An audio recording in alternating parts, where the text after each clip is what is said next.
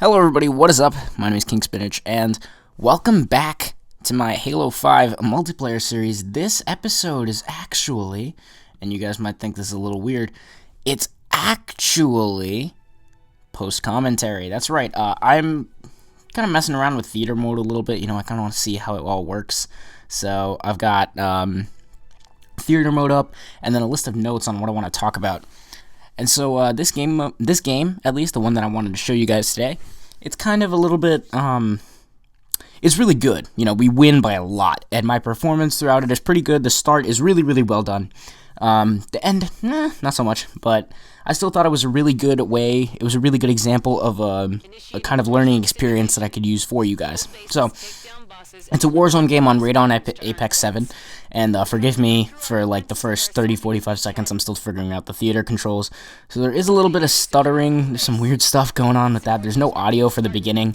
I have to swap to my character, which I hit right here, and I have to turn off the enemy outlines or something like that. I tried to get it as close to regular gameplay as possible, but I wasn't capturing at the time, so we couldn't really see that. The other thing is, because I'm not capturing, apparently theater mode does not record what you're doing in the rec screen, when you're calling in recs. So we don't have that, but you will see me with the actual thing, with the requisition that I call in, so it will look fine. Don't worry, you guys will know, and I'll let you know too. So throughout this video, I'm going to give you guys a bunch of tips and tricks that I wanted to kind of share with you. Some of them are specific to this map, some of them aren't. The first one, specific to this map, and I guess also works for other Warzone maps in general, go stall the opponent with 2 or 3 guys. That's what me and this Sith guy are doing right now. We were not communicating. This was both something that we just randomly decided to do, and I'm glad that this guy also did it so I can show you how much more effective you are when it's 2 or 3 people. And by go stall the opponent, I mean after you've captured your own base, go and try and take their base instead of taking your base first. Reason being, you might necessarily capture their armory before they get there, if you're really fast, if there's enough of you. And at the very least, which is what happens here, you'll slow them down, you'll get a couple kills, it'll basically stop them from capturing as fast as your team does, and it gives your team a little bit of an advantage. So that's a really, really important thing. Not that many people do it, which is why I think it's important to mention, because it's super useful. The next thing, which is specific to this map, Radon Apex 7, which is by far my favorite Warzone map, just because of how pretty it is go take down the hunters. I don't care if you capture the spire or what. In this video, I don't actually help capture the spire, I just focus on taking down the hunters. Reason being, both of those hunters are 25 points. That's a 50-point lead, which you can get if your team manages to kill both of them. The way that you do it is mostly just use cover wisely. I see too many people rush in and try and man mode the hunters like you could in Halo 4. You can't do that in Halo 5. They're way faster. So focus on killing the hunters with your team, and then just make sure you use cover. Just use cover. It helps so much. You can take down 2 hunters all by yourself if you just use cover. Next, I would recommend that you go after the Zealot Assassin that spawns on West Side. Reason being is that the Zealot Assassin is another extra 25 points, and he's actually pretty easy to kill. What I would especially recommend that you do is go around the back like I'm doing here. I like going around the back because they're not expecting you to come from the back. The AI is not expecting you to be there, and the 2 camo elites with swords that show up alongside the Zealot Assassin don't spawn over here. They spawn on the other side where that red team guy is. So you can come from behind on the Zealot Assassin, get the kill, and then watch as those 2 guys basically go and scare off that 3rd dude, and then you get to clean up again. You're just cleaning up. You're just cleaning up, and I love this assault rifle skin so much, by the way. So that's another 25 points for your team. So now look at us. We're 75 points in the lead. We're actually way more than 75 points in the lead, and we're just wrecking these guys, and we get a free energy sword out of it. So that's 3 wreck points that we totally now no longer need to cash in. Free points. So go for the flank on the Zealot Assassin. Then, with that energy sword, I would go defend Spire, or help capture Spire, or east or west armory, depending on what side you are and depending on if they're capturing them. I have seen teams that are super aggressive and will actually try and capture east or west before the enemy team is capturing Spire, so that way they still have the 2 base advantage. But you can use your energy sword and just kind of go in there and try and kill them. As soon as you hit rec level 3, I would recommend spawning with a BR instead of a Magnum. As soon as you hit level 4, I would recommend spawning with an SMG instead of an assault rifle. Reason being, the assault rifle is really good for open, mid-range spaces. SMG is really good for close-range spaces. So if you're going to be on base defense duty, which is what I like to be on... Oh, and by the way here, don't go against a Warthog or any sort of vehicle unless you have an exploding weapon. I was stupid. I should have run away. That's a bad idea. Don't do that. The SMG is my favorite, base loadout weapon, much more than any of the others, even the BR, even the Magnum, even the assault rifle, and the DMR, which I haven't actually unlocked as a loadout weapon yet, but I'm pretty sure I like the SMG more than the DMR, because the SMG absolutely tears it up with its fast fire rate in close quarters, which is where you're going to be if you're doing base defense, if you're on base defense duty, and even if you're on base offense duty. The SMG is super good. As long as you're accurate with it, you'll absolutely tear people up, and it messes with their aim so much because of the flinch that it's really, really, really powerful. Other good part about the SMG is that it's got a lot of ammo to start out with. And this is kind of a tip that I actually didn't know in this game, so you won't see me doing it, but I found out about it later. If you spawn in and just walk up to one of those rec stations, you don't even have to access it, you just walk up right next to it. You will actually refill your ammo for both guns in your loadouts. So, not if you call in a rec. Like, if I had an SMG and a BR like I did now, and I walked up to this rec station, I called in a SAW because I have SAW certification, and I have so many of those to burn through. If you walk up to those rec stations, you'll just fill up your ammo straight away. But if I walk up to it with the SAW that I have now, it won't fill up that ammo, but it'll fill up my BR ammo. That right there, that boost trick that you saw me do with the Ghost, really, really simple, really neat trick that almost always saves you from getting splattered by a Ghost. You jump right before it's supposed to come from behind you, then boost backwards, and then you can shoot at it while it's moving in front of you. Normally it only works for playing against Spartans and Ghosts. It doesn't really work for AI and Ghosts that much, but AI and Ghosts usually aren't that good anyways. After you've, taken all these bases, and we're very lucky that we actually got all three... Oh, ground pound right there. Awesome ground pound. We're actually really lucky that we got all three bases right here, and don't worry, we don't win by destroying the core. This is a full match of Warzone.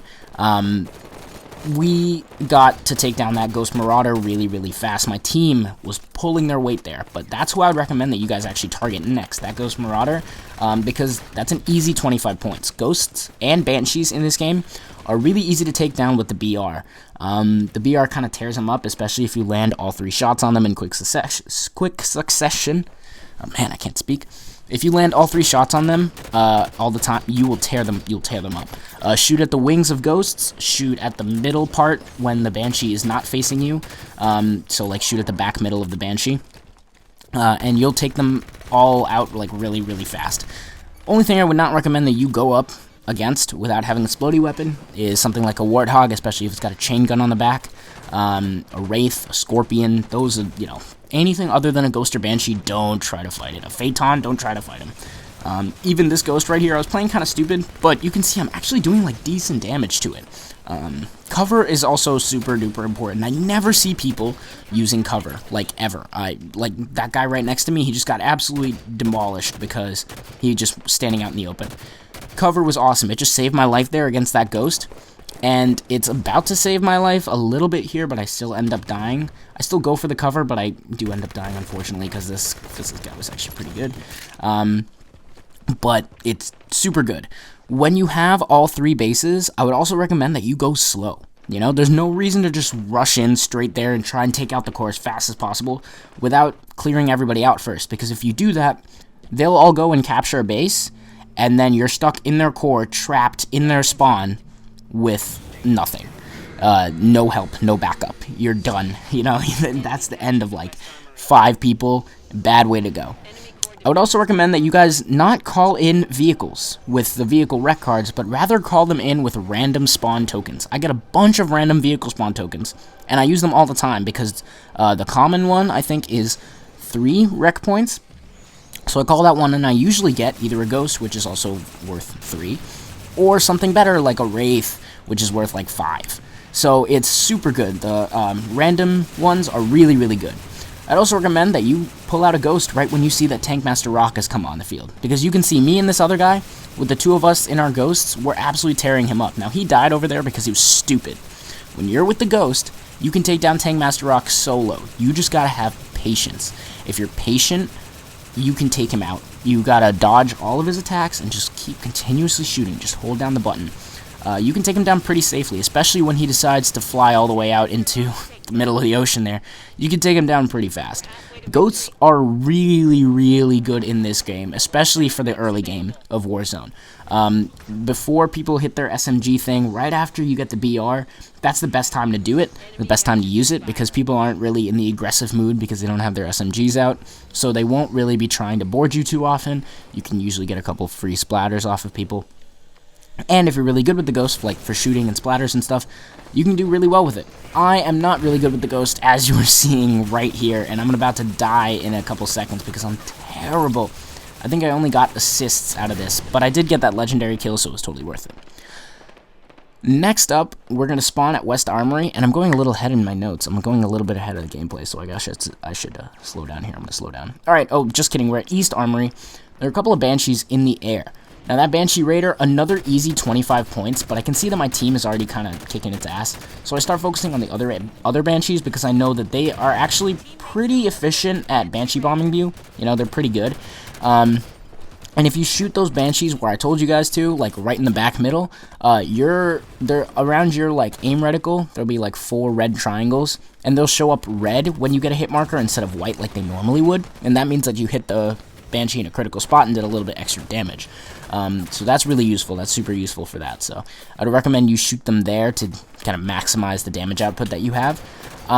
At this point, when you're in East Armory, and not West, just East Armory, and the enemy team has Spire, you're in a bad way. They're going to come after you, because it's really, really hard to defend East Armory when there are a lot of players at Spire and they're good, they're good at aiming. It's really tough. It's really, really tough. And personally, I'm really bad with the BR. Like, I guess I like the BR in this game because it's very clearly a very good weapon, but I am not that good with it, you know? So this whole section here, this long-range fighting, is not my cup of tea. I'm not doing super-duper well with it, so it's not really going to work out all too well for me. And that's where a lot of the enemy team here is going to get a lot of kills because they have the height advantage.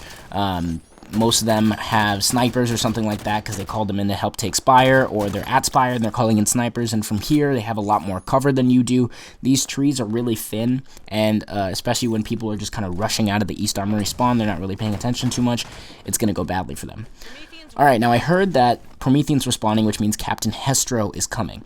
Captain Hestro, you do not want to fight him as an infantry like I am right now.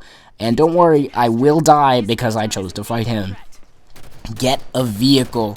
For most of these legendary bosses, I would get a vehicle. All the like 25-point kill bosses, you can usually take down by your lonesome, actually. If a Soldier Guard, you could probably take him down by yourself. That Zealot Elite, we took him down essentially by ourselves. Captain Astro just obliterated me right there. Those Hunters, you probably want 1 or 2 people, but you can technically take them down by yourself. I've taken down a pair of Hunters by myself and gotten 50 points for my team single-handedly before. Put me on the top of the scoreboard, by the way, but that's worth it. This time, I called in a ghost, because every time you see those legendary bosses, you want to call in a vehicle. Now, I don't know what kind of piloting I was doing there. See, I'm bad with the ghost. But I call in the ghost, and with Captain Hestro, especially since he's in a Phaeton, it's a little bit different than Tankmaster Rock, but the same basic principles apply. Be patient, and stay far away enough that you can dodge shots. With Captain Hestro, you kind of want to lead your shots a little bit, but you have to get a little bit closer, but also be far away if you're in a ghost, because it's kind of tough to aim. With Tankmaster Rock, you can kind of get up a little bit closer, but you generally want to stay far away so he doesn't Wraith Rush you, where he boosts like right into you, and so he doesn't bomb you for being too close, and then you just explode right away.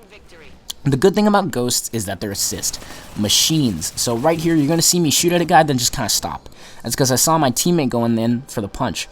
And since ghosts fire plasma bullets take out shields faster than bullets, so it's really, really useful for you to just shoot at their shields and then just kind of back off. Also, I would recommend that if you are afraid that your vehicle is going to blow up, get out of the damn vehicle. You will die with it if it blows up, and you don't want to die, so get out of the vehicle.